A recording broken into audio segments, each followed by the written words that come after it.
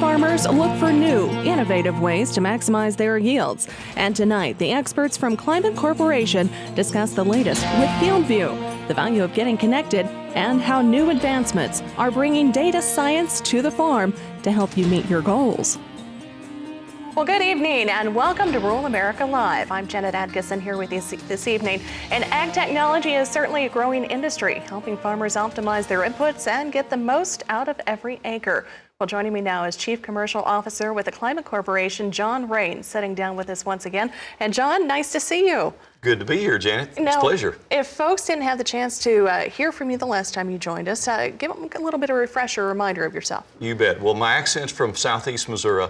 I grew up in a wonderful farming community by the name of Zenith. My parents were in the fuel business and served farmers for more than 60 years. I left there in 1988, went to school at the University of Missouri, got a degree in agriculture. That's actually where I met my wife, Buffy. We have 2 children and a son-in-law, and everyone's actively involved in farming. Oh, wow. So agriculture is our passion. It's certainly mine. I've been in the industry for about 30 years now, working in the seed and crop protection and the digital business.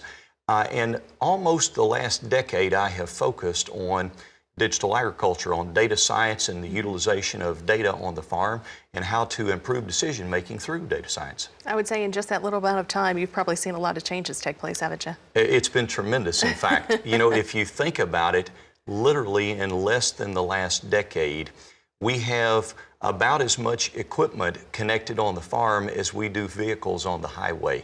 Wow. So farmers today have the ability to understand what they're planting, where they're planting it in the field through sensors that are on the equipment, through the planters that they're running. If they're spraying, being able to understand what volume and what they're putting out where, and being able to get the corresponding yield from each of those places in the field. And through that type of gathering of information, we have an ability to see a whole lot more than we've ever been able to see before. Well, and that brings me to, of course, our topic, the centerpiece for tonight, Climate FieldView. Give folks a little refresher about what it brings to the table or to the field, so to speak. Absolutely. So FieldView is the brand for Climate's technology that we use on the farm to connect to farmers' equipment and be able to help them get their data from the field and from that equipment to the cloud. Because when farmers can begin to connect data off of their own farm with proprietary data that companies like ours at Climate and Bayer Crop Science have, where we literally have millions of data points on our seed technology and on our crop technology.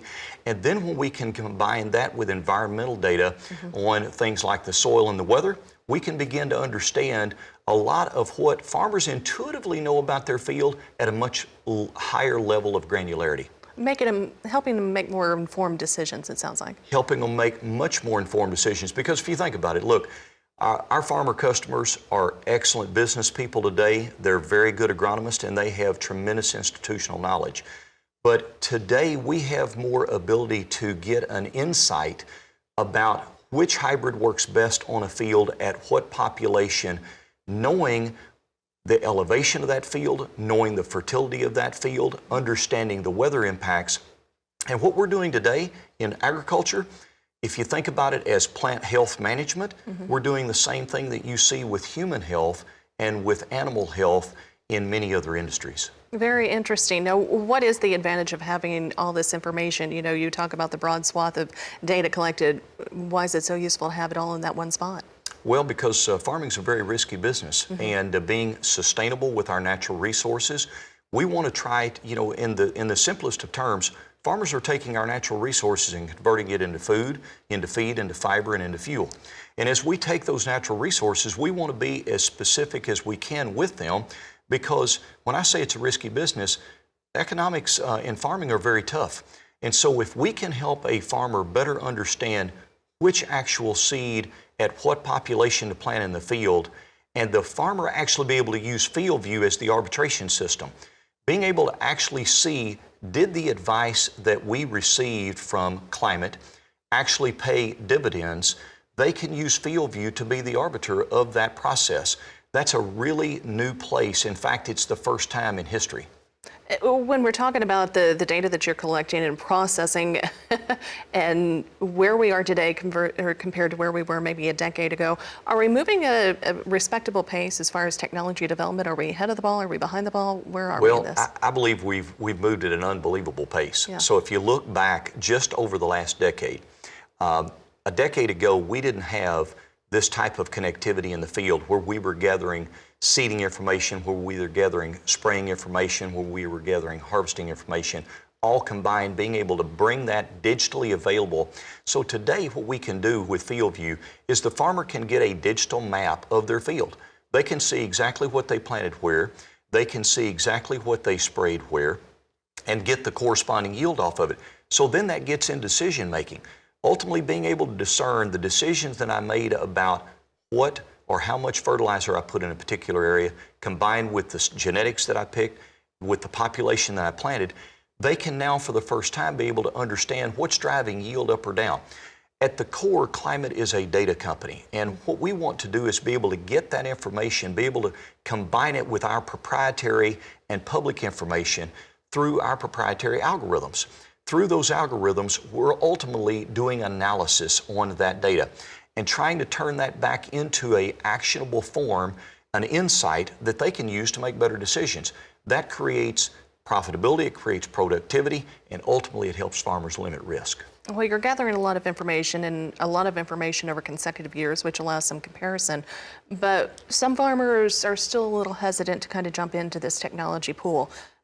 What would you say to some of those folks who are still a little hesitant to allow a company to collect this information? Well, it's a really good question. Look, technology adoption is a bit of a scary thing. Mm-hmm. And also, technology is not a panacea. It's a tool to be used. I thought on the way over here today, my phone dropped. And, we've been using cell phones for well over a decade now. Wow. But they still drop and they still have technology glitches. Mm-hmm. The use of technology on the farm today in agricultural equipment is fairly new.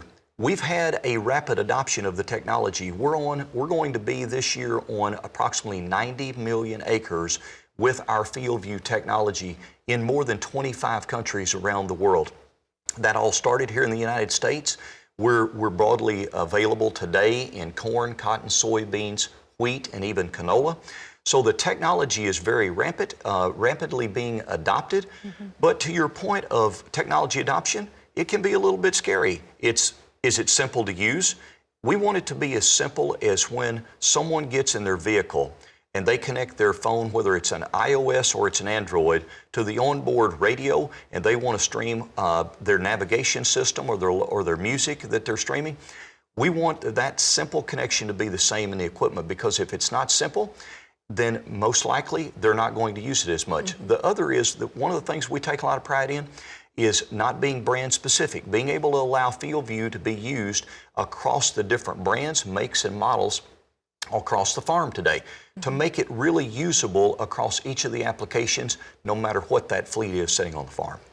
Now, when we're talking about these digital tools, as we say, it can be a little bit intimidating to maybe step into that technology.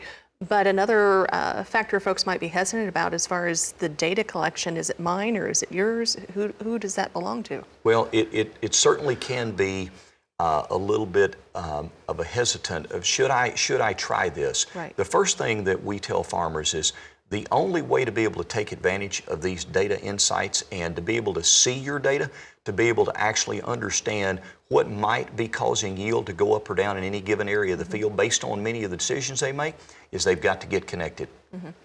The second part of that is being able to then utilize the technology to make better decisions. Specific to the data and whose data is it, we made a decision a long time ago when we got in this business that farmers ultimately own their data. It is the farmer's data. If we are on the farm with our technology and they're streaming data from our equipment on their farms and their field, it is their data. And we make that declaration. If they choose to want to work with the Climate Corporation, then we have a fiduciary responsibility to tell them how we'll use their data to help improve decision making. And at the end of the day, if they decide that they want to take that data with them or port it and leave, they absolutely have that capability. But ultimately, it all starts with it is the farmer's data that's generated on their farm. Now, of course, there's some options available for data collection in agriculture, whether it's, an equipment dealer or a seed dealer. What's the advantage, disadvantage of partnering with you guys? I think the advantage is that we were the first in the industry. We moved swiftly, and we are the simplest to use. FieldView allows the farmer in the most simple way to plug a FieldView drive into the diagnostic port of the cab of a vehicle, and through Bluetooth technology connect that drive to an iPad that is carrying that FieldView cab app and be able to stream data. And it is just about that simple. It takes a few minutes to connect our system. We want it to be simple, and we want it to be really easy to use, because we know that farmers have a lot going on in their field. They've got a lot going on their farm operations. These are big businesses, and we need to make it very easy for them to be able to see new information that will help them drive decision making on the farm. The second is that we are a part of a very large corporation. Bayer Crop Science is invested in farming around the world, both small and large farmers. We invest more than $2 billion annually in research and development. Climate is a big portion of that R&D arm, and we're focused on trying to help farmers improve yield and productivity through the use of digital tools around the world. I'm kind of curious. I'm sure you had the chance to talk to a number of growers across the country that have incorporated FieldView. What's the feedback whenever they first step into it? Well, at first it's, what can this do for me? You've talked to me about, we all hear about data. Yeah. Data science is being ubiquitously in our lives every day. I'll bet you it's been a long day today that we've done everything from text to make phone calls to check our bank account, etc. Technology is being used on the farm in that same way. One of the first things is, how can this really help me? What can it do? If I connect my equipment, what can I see that I couldn't see before? I know what I'm planting. I know what hybrid I'm planting, or I know what variety of cotton I'm planting. But what we now can do is we can combine data by getting all of those layers of data in the same place: soil type, the hybrid or variety, the population, the fertility, the weather, the elevation. Once you can begin to get that data all in one place, you can begin to discern what may be causing yield to go up or down, what may be limiting me. In farming for decades, in fact, for centuries, we've looked retrospectively when we get to the end of the year of the crop, and we've said, what went wrong, or wow, we had a really, really good field or a really good average across our farm. Was it the weather? What caused one of those two things to occur? Now what we want to be able to do is be prospective. We want to be able to take, in June, satellite imagery and understand that there might be 40% of the field that has a disease in it.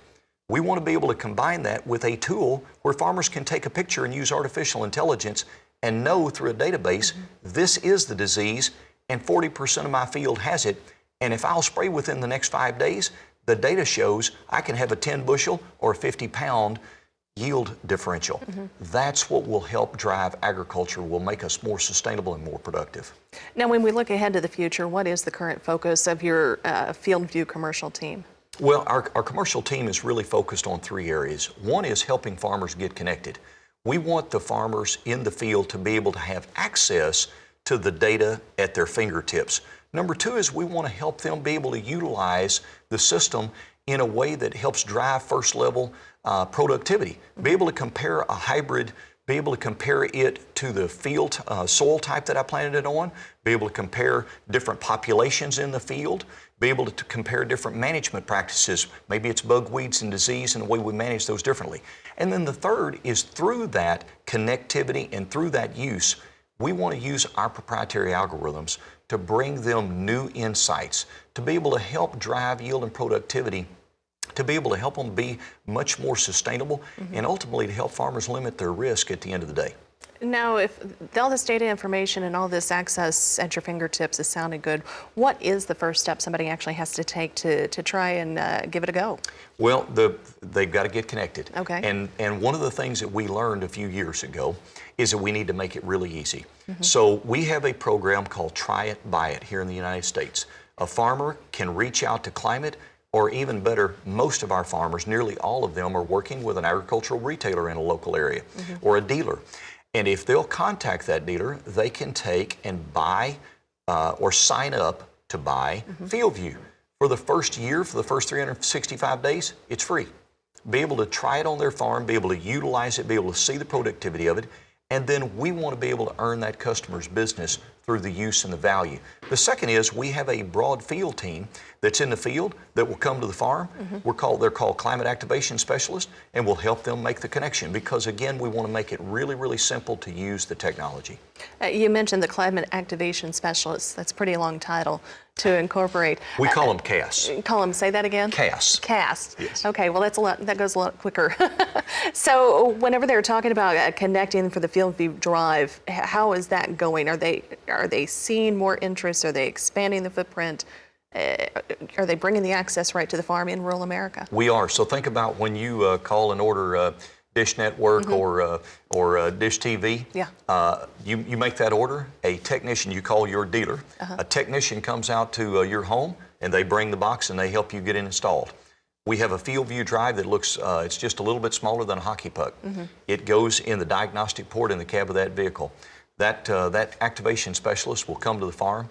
That farmer will have their iPad. If they haven't already downloaded the app, we'll help them do that. We'll connect through Bluetooth that drive to that iPad, and off they go in terms of streaming data. There we go. So it can happen lickety-split. Absolutely. All right. Well, John, thank you for joining us. We're going to continue our conversation, of course, but before we go to break, we are going to open our phone lines, and we want to hear from you. Do you have a question, of course, about using Climate FieldView on your own farm?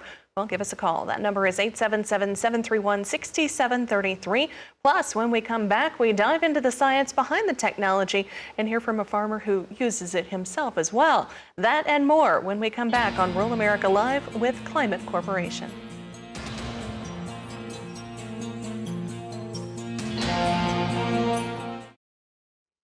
Well, welcome back to Rural America Live with the experts from the Climate Corporation, here to help your operation reach maximum potential.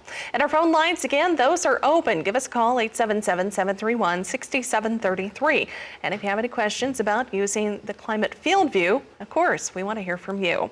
Now joining us is the Director of Crop Modeling, Brian Lutz, sitting down with us. Brian, thanks for joining us today. Thanks for having me, Janet. It's great to be here this evening with you and John. Well, tell us a little about yourself before we dive on in. Well, like John, I had the good fortune of growing up farming as well. So my family still farms a couple thousand acres of corn and soy in Ohio. And, up to a couple years ago, I was farming with them, running the day-to-day operations of the farm. And I was also a professor. I studied soils and soil nutrients. But today I work for Climate, and to be honest, I consider myself to be one of the luckiest folks in the industry right now because I truly believe that data is going to change the future of farming more than any other technology or opportunity on the horizon. I think data is going to bring real value to farm operations across the country. We're collecting more data in the last couple of years than we've collected in all of the centuries before in ag. We've got FieldView now launched or being trialed in 25 countries around the world. And we're on track to meet our target of 90 million connected acres by the end of the calendar year. That means 90 million acres of planters and sprayers, combines, all streaming data into the FieldView platform. And when we get all that equipment data in, we marry it up with high resolution soil and weather data, with other sensor data, satellite and remote sensing information. And we bring all those data layers together, and really our job is to understand what's limiting yield. There's countless university and other studies out there that show at the end of the year we leave a lot of yield on the table, and it's our job to understand what those yield limiting factors are so that we can help better manage for them. When we say we're trying to understand what limits yield, it's not just what's limiting yield on a university trial 100 miles from your farm, or what's causing some of the yield differences in seed plots that are scattered throughout the county, but it's really what's limiting yield on your fields and your acres. And, it's just a great privilege and opportunity to be able to work with growers and their data to be able to help uncover these insights and drive value for them. Well, I have the feeling that as a farm kid turned a professor of soil science and now doing what you're doing is kind of a vast playground for you. It is. This is, no one could have anticipated the way that data science and agriculture have come together in the last few years. I'm deeply passionate about science. I was doing a lot of the type of science that we do now, trying to understand how the environment influences the productivity of crops and plants in my academic career, and deeply passionate about agriculture and growing up with it. And you just couldn't ask for a better opportunity to bring these two worlds together. Now, before the break, we were talking about, of course, the merging of data and collection and having it all together at once. What are your thoughts on the importance of the data innovation that we're seeing in this day and age? Yeah, you know, I mean, as much as you can know your fields, right? I mean, my family's farmed some fields for many, many decades, and as much as you know and as good as your intuition is, there's a lot of hidden in your data that needs to be brought to the surface. And if it wasn't for the data systems that we have today, the ease of getting data out of the cab, of simple plug and play with FieldView Drive, and bringing all those data together, you know, we just wouldn't have this opportunity to really uncover these types of insights that we're after today. Wonderful. Well, a quick reminder, of course, the phone lines are open. We are looking for your calls. Give us a call. That's 877-731-6733. And with that, we do go to the phone lines. And we have Roger from Indiana on the line with us. Roger, go ahead with your question. I'd like to know how I can use FieldView to use it in soil testing and finding my grit, my soil types, and all that. Good question. Yeah. Roger, I'll start and turn it over to Brian as our scientist. Two things. You need to get connected. If your equipment is not connected today, we need to get specialists out to the farm and be able to get the FieldView system on your equipment. The second is whoever you've been using to pull your soil samples and to do your fertility, they'll have information that we want to upload into our system via what we call the data inbox. And that allows us to be able to take the information about what you're planting, about your field and the soil type and the fertility, and begin to bring all of that together. And through that, that'll allow us to be able to utilize some of the technology that Brian has just referenced. Yeah, that's right on, John. I mean, so we have a variety of soil information that's already in FieldView. The public soil maps are already loaded in FieldView, and we start with that really as a foundation for all of our modeling efforts. I mean, soil data are, of course, critical and used broadly across all types of agronomic models. But to John's point, you know, we do make it so that you can work with your either retailer or soil sampling service to export the data that you have and import it into FieldView. And once we get those soil data in that you've actually collected, those are what we start to use in the models. And so effectively it's a laddering where you start with the publicly available data, and then as you get your own samples and bring them in, we can make use of that better information in the models. I'm going to follow that up. Of course, if I remember correctly, Dad would do a soil test every few years. How does that work? Is that something that you will eventually come through the FieldView process, or is it something we still continue to update? Yeah, you know, the old-fashioned way. That's a great question. It's one of the misses that we've kind of had historically, only because we didn't have everything digitized, right? It used to be that you'd take your soil samples, you'd spend a lot of money, they'd be sent to you in a hard copy paper form. They'd get put in a binder and put on a shelf and forgotten about, right? What that doesn't allow us to do is it doesn't let us track changes in soil through time, which is really important because that helps you to understand if your soils are improving or not through time. And so as we move more and more towards digital records and getting your soil data in, you can start to keep track of how your soils are changing through time, which is really a critical advantage that FieldView and digital tools are offering as we move forward. I have to admit that I'm a little bit curious now also. Given the no-till agriculture that we're using these days and so many more sustainable methods, so to speak, have you seen some drastic changes take place whenever you have all this data actually in one spot that you can watch it for folks?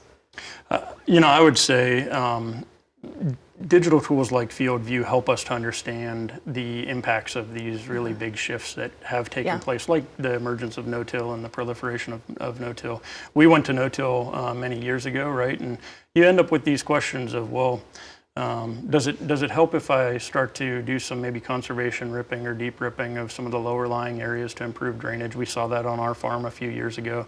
The nice thing about this is that, you know, you can go out and do some of those experiments, and you can use FieldView, you can use our yield analysis tools and region reporting to look at where you ripped and where you didn't, and see what the impacts are. And so whether it's tillage practices, even things like cover crops, you know, strip trials, digital tools allow us to experiment and understand in ways that we never were able to before. That's pretty exciting technology at your fingertips. It is, and I think, Janet, one of the things that we've really seen with data is think about the national average today of corn being about 165 bushels, of soybeans being about 45 bushels, and of cotton being less than 1,000 pounds per acre.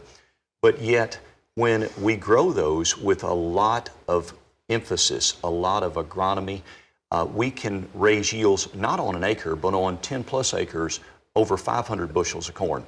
We can raise well over 100 bushels of soybeans. We can raise over 2,000 pounds of cotton. Data science is going to allow us to be able to understand the difference between the average and what the photosynthetic apparatus of the plant can actually do. And that is really where the power of this technology comes into play for our customers. You know, 2019 is definitely going to go down as a difficult year for a lot of folks. It seems like at the data collection side, it's also going to be a year of learning as well, too. Am I right? That's right. You know, I mean, 2019 was not an easy year for a lot of farm families around the country. And, you know, as hard as it is to get through some years like 19, the little bit of silver lining that we have, right, is that it's years like this that we actually learn the most, right? So we have been very actively trying to learn as much as we can from 2019, right? So we're looking at things like what's the impact of the delayed planting that we saw in much of the country, you know, how do replants yield compared to the first planted crop, how are some of the delayed plantings translating to effects in harvest moisture or even impacting in-season disease. So, you know, while 2019 was not a great year for many folks, the best we can do is to try to learn from this. And by bringing that information into all of our models and digital tools, you know, we hope to be able to help growers continue to both manage better, but also manage risk in these types of years. A plethora of information available, without a doubt. That's right. Well, again, the phone lines are open. We want you to give us a call, 877-731-6733, if you have a question for our guest. Now, we go back to Brian. Brian, when we're looking ahead to the future, we're also not just looking to the crop next year, but what's on the horizon for Climate FieldView. That's right. Yeah. You know, as I mentioned, we lead the industry in the number of connected acres and the amount of data coming into the FieldView platform. And we've got folks that are working on just about all the major row crops in most of the agronomic regions around the world. And so we've got the strongest R&D pipeline really in the industry. But even given all of the different projects that we have, there are a few that really stand out. One of the ones that gets me most excited is our Seed Advisor, which is really focused right now on corn in North America. You know, one of the hardest decisions that a grower has to make each year is what hybrid are they going to plant. And the reason for that is because the lists of hybrids keep changing. And it doesn't change just because we like to mix it up. It really changes because we keep producing better and better hybrids. You know, my grandpa, he's 99. We're fortunate to still have him with us. And he always says, you know, they don't make it the way they used to. They make it a lot better. And he really always said that when he was talking about seed. He'd tell us, you know, we can't even imagine how much better the seed is today than it was when he was my age. And you know, that's largely because we push our breeding program so hard. So every year we're getting a couple bushels more on the new hybrids we're releasing. And so when you look back 4 or 5 years in time, you know, there can be a 10 or 15 bushel or more difference in the hybrids just 4 or 5 years old than there are this year. And so trying to understand what of all these new hybrids you should plant is a challenge for growers. We solve that for growers by taking, before we launch a new hybrid, we have many years of data collected on those hybrids from our breeding networks and our commercial development networks. And we take all of the environmental data from those tests to figure out which hybrids really perform best under which conditions. And we take that data forward now in our Seed Advisor models to the growers so that not every grower is just getting the same list of hybrids across an entire region. We're giving a recommendation to the best field. We've tested that model now for a couple of years. For example, in 2018, we worked with 17 growers across Illinois, Iowa, and Minnesota. We went out to those growers and we asked them, you know, what hybrids are you going to plant on your fields? And we ran a Seed Advisor model against it. And in every case where the model recommended a hybrid that was different from what the grower was choosing, we asked them if they'd be willing to split their planter to test the hybrid they were going to choose against the model choice. And what we found is that we won 80% of the trials and showed about a 9 bushel per acre yield advantage in the model chosen hybrid. And so this is a product that we're really excited about. We're investing a lot in. We're expanding the model from Illinois, Iowa, and Minnesota last year to include Indiana, Wisconsin, Missouri, and eastern South Dakota as we move into 2020. We're also starting to work on these types of models for soybeans as well. Well, I know another concern, of course, as far as farm country goes, is disease risk and the pressure that that brings to the the growing season every year. That's right. Yeah, I always found disease and whether or not to apply a fungicide as being one of the most challenging decisions that you got to make.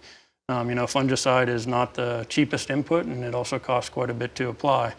But really trying to grow confidence of when is a fungicide application going to lead to a positive return is a big challenge for growers.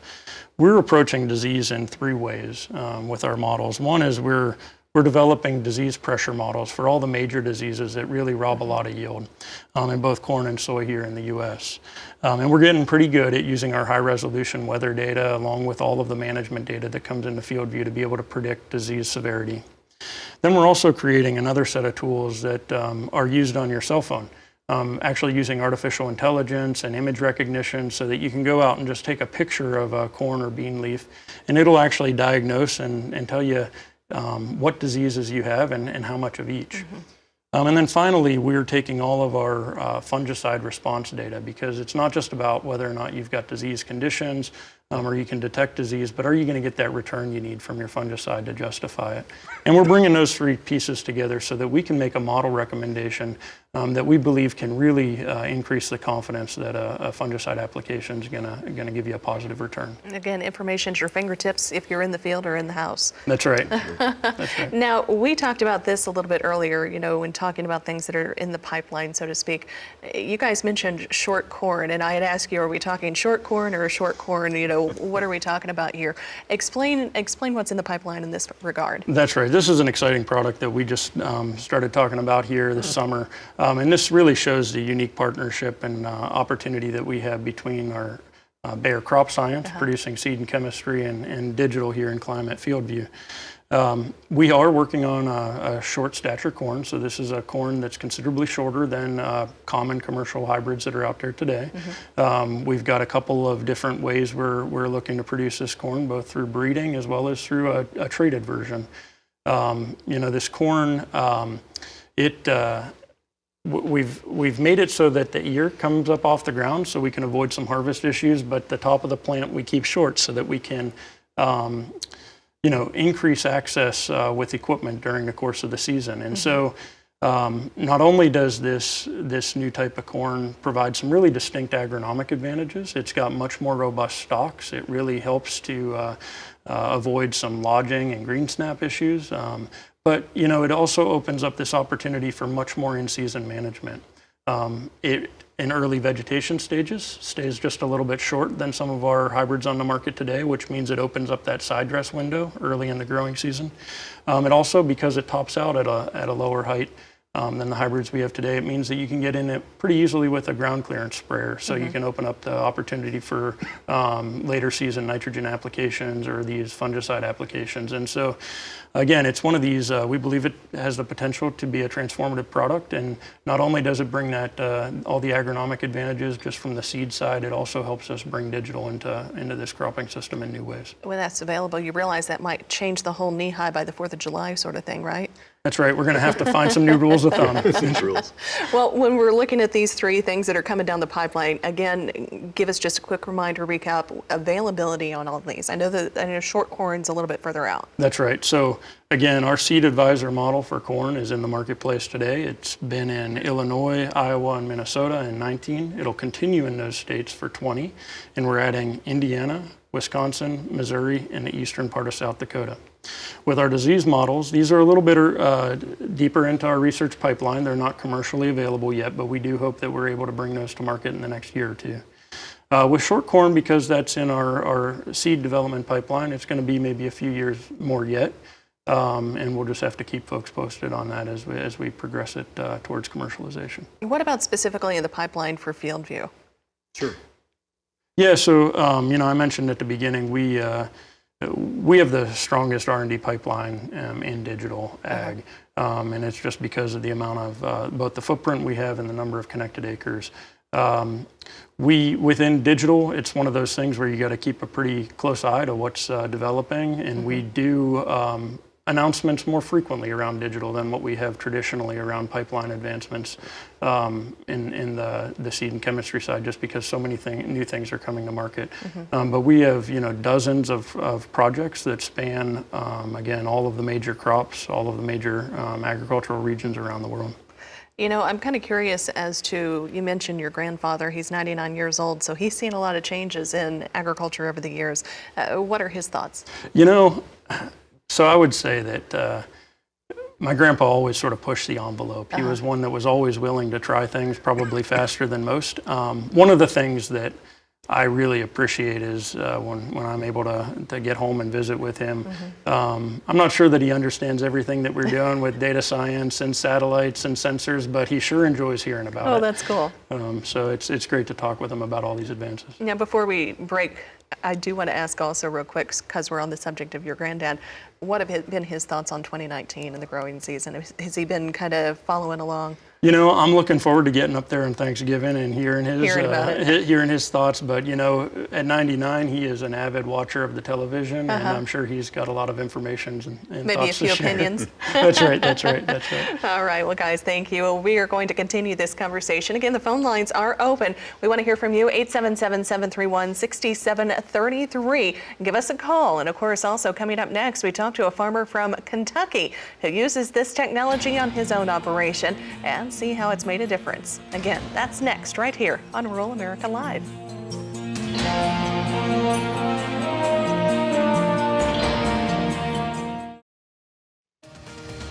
Well, welcome back to Rural America Live. I'm Janet Atkinson here with you this evening. And of course, we are talking about how you can help your operation live up to its full potential thanks to ag technology. And our phone lines are open. The number to call is 877-731-6733. If you have a question or comment about using Climate FieldView, we'd love to hear from you, and you can ask a question to our experts who are sitting by. And speaking of experts, of course, experts on the farm themselves. We have a team, or with the team from the Climate Corporation, we are also joined by a Kentucky farmer, Mr. Brandon Hunt. And Brandon, I understand that you joined us once last year, so welcome back to the set. Hey, I appreciate it. It's always a pleasure to come and speak to you guys, and especially with my friends from Climate. Now, if folks happen to miss you last year, give us kind of a quick reminder, a little rundown about yourself. Yeah, sure. I'm a fourth generation farmer from Western Kentucky. Live there with my wife, Crystal, and my son, Case Ethan. And my dad and granddad are part of the patriarchs of the family. And my brother is also involved in our family business. As well as the farming operation, we have Case IH dealerships across the Midwest. So we're very rooted in agriculture, and it's pretty much all we know. Well, and I understand that you even take your passion for agriculture off the farm sometimes. We do. So my brother and I both compete in National Tractor Puller Association's tractor pulls. You can catch us on Tuesday nights here on RFD for NTPA Championship Tractor Pulling. We're blessed to have the opportunity to get to run across the country doing that. We've met some great people, and met my wife there actually 15 years ago, and so blessed to have her, and tractor pulling led to the greater things in life. So. Well, there you go. That's a lesson learned the hard way, or not the hard way, the fun way. That's right. Okay. Well, as we continue our conversation, of course, we've been talking about Climate FieldView, and from what I understand, you were maybe an early adopter of incorporating it into the operation. Yeah, sure were. We started with Climate FieldView in 2014. It was in its infancy then. We used that platform to measure rainfall is how I started in 2014. It gave me a broad spectrum to look and view precipitation amongst our radius of farming operations.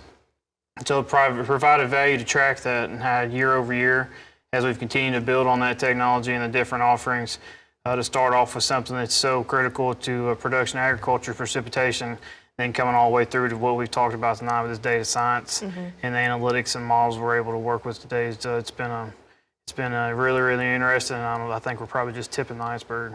Well, I know that there's got to be some folks who kind of ventured about the idea of going all in on technology, but for you, from your perspective, how about the simplicity? Was it a easy, gentle way to get started? I think so. It's easy for me to say that because I'm of the younger generation. I mean, I've grown up with a computer in my face, so it's easy for me to judge that. But we employ different levels of people in our operation, and adaptivity that they're able to take and grab a hold of it proves important. Whenever production agriculture moves as fast as it does today, the technology is ever changing. So to maintain a platform where we can use those avenues and keep the simplistic view from a very inexperienced operator all the way up to a very experienced operator is something that has to happen on our operation, and we've been able to do that. And how else does it benefit you when you're out and working on the farm? So I talked about the rainfall. We use it quite a bit. Yeah.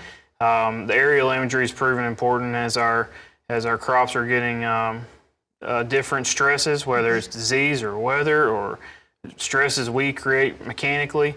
But having the mobilization of that data, we're recording data with every pass across the field. And as many things as we're growing today, with corn, wheat, soybeans, we grow some hemp, and we're growing tobacco as well. So we're gathering analytics on all those crops.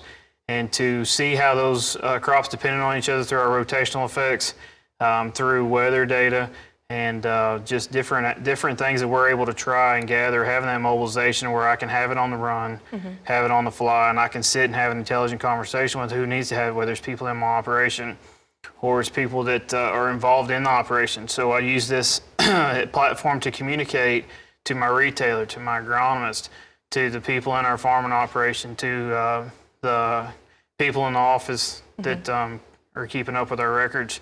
All those people have that common core platform where we can communicate everything from scouting fields for weeds that we need to go spray, taking stand counts on corn, or reflecting on how we did after we were finished for the crop year to make decisions for the upcoming. So let me simplify this. So if I'm understanding you correctly, if you happen to come across something that you know one of your employees needs to know right away, or they need to let you know, they can do it right then. Absolutely. So I have the ability to, if I'm not driving that piece of equipment that day, I can pull it up and I can remote view into that piece of equipment and see what's happening. And I can show them if we need to do something different, or if we need to change a seed prescription on a cornfield, I can send it instantaneously right to the cab instead of having to take 2 or 3 trips across the field, or if we're 30 miles apart. So having that ability to see and communicate, and as well as send data back and forth between machinery and the office is it's pretty important to our operation today. Now again, our phone lines are open. Give us a call, 877-731-6733. Now we touched on this a little bit earlier. Of course, you talked about ease of use. I've got kind of a 2-part question here for you. Data collection, was there any concerns coming into this process and incorporating FieldView into your farm and having the data not maintained by you in the way that you would want it? So I still have some control over that.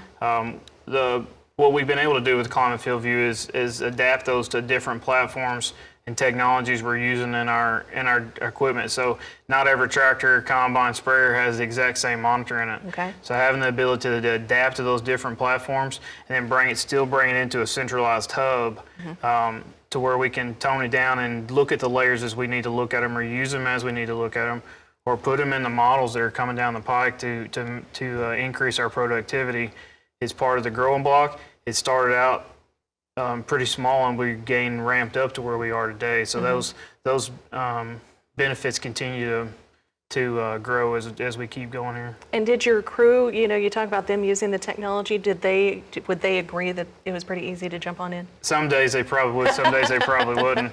But the climate has made it to where they don't fight as hard on it. It's so simple to use and maintain.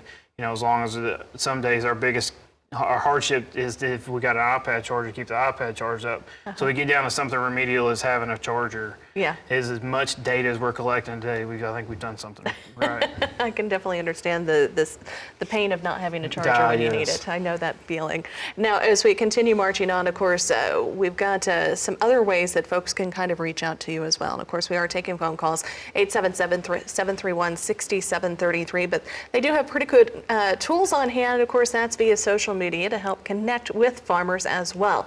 So speaking of Twitter and some of those avenues, I understand that those are something you guys incorporate. We do, and in fact, we're very active. So our Twitter account is at FieldView. If you want help or want to give us feedback, at FieldView Help. Or if you want to go online, you can go to support.climate.com. Any of those places are a great way to communicate with us. As I talked about earlier, you can also reach out and phone us. So we've got a great staff in St. Louis that services the U.S. business. I'd like to think that we have the best support group in the industry. Again, It's really, they have really good support. I hate to interject, but no, you're fine. it's very important today that when things are going to mess up, it happens, whether it's farm equipment or data analytics. So having the ability to talk and get through those problems the fastest way possible is super, super important. Climate does a fantastic job of that. Well, again, let's go back to Twitter. We had a tweet there that was specifically addressing what you were talking about, and that is asking about where they can get help. I see you're on Twitter. How do I get real-time support? And as you say, at FieldView Help, and I'm sure there's other avenues as well. At FieldView Help, if you're a current customer and you're using FieldView, you can actually live chat with us through the app. You can also reach out to our support staff at support.climate.com.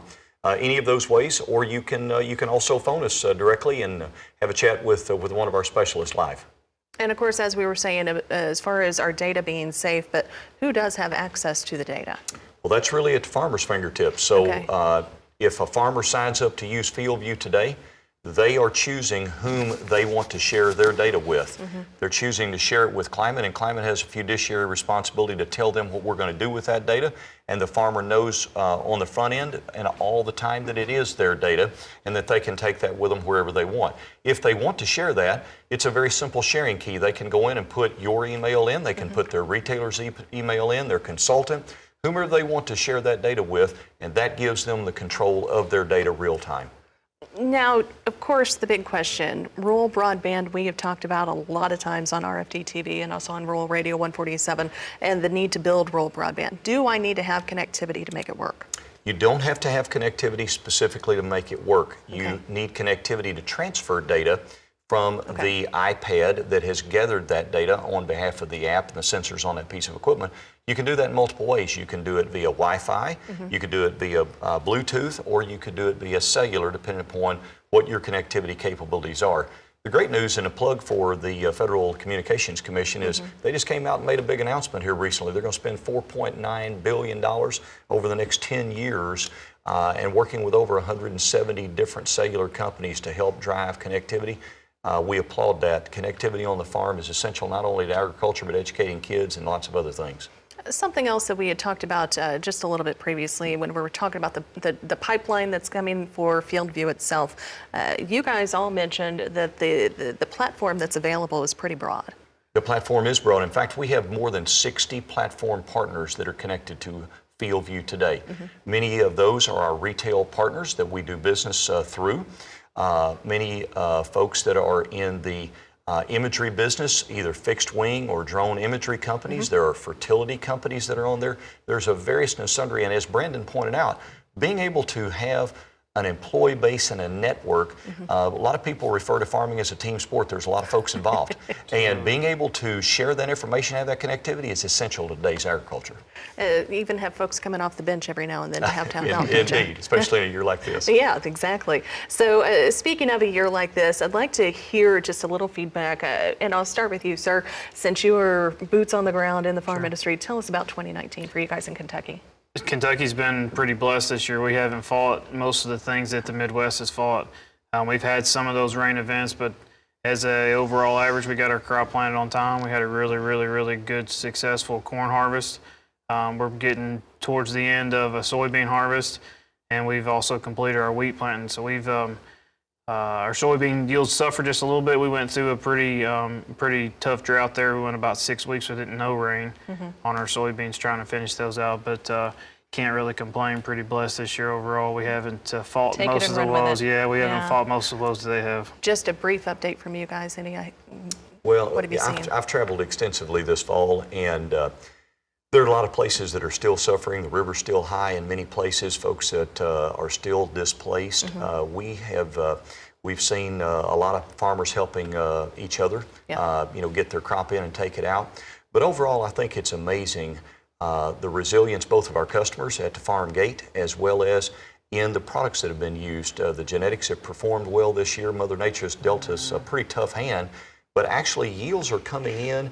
Where there is a crop, yields are coming in fairly good, and we feel very blessed that things are where they are, especially with commodity prices the way they are today. Brian, would you agree with that from Yeah. To John's point, I mean, both in some of the places that I've been around the country, but also what I'm hearing from the family is they're wrapping up harvest. To Brandon's point, we're a little luckier than some. Planting was really late, but harvest has gone really well. They're actually just a few days from finishing up, and while it's far from a record yield year, they were more pleased than they thought they would be with the outcome.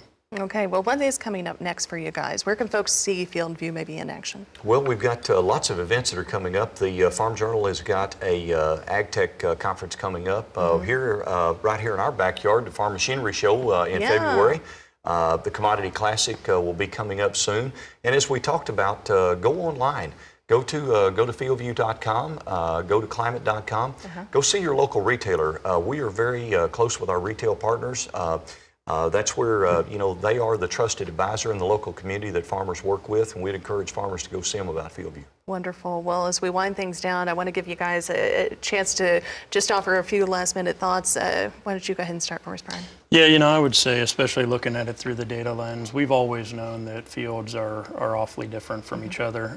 But it's really all this data collection that allows us to account for all those differences and get the most out of every acre. And so, I just encourage folks, it all starts with getting your data streaming. So, take that first step and get your equipment connected. And this is going to, like I said, data science is going to drive the future of agriculture. So you got to get on board. Brandon, last thoughts?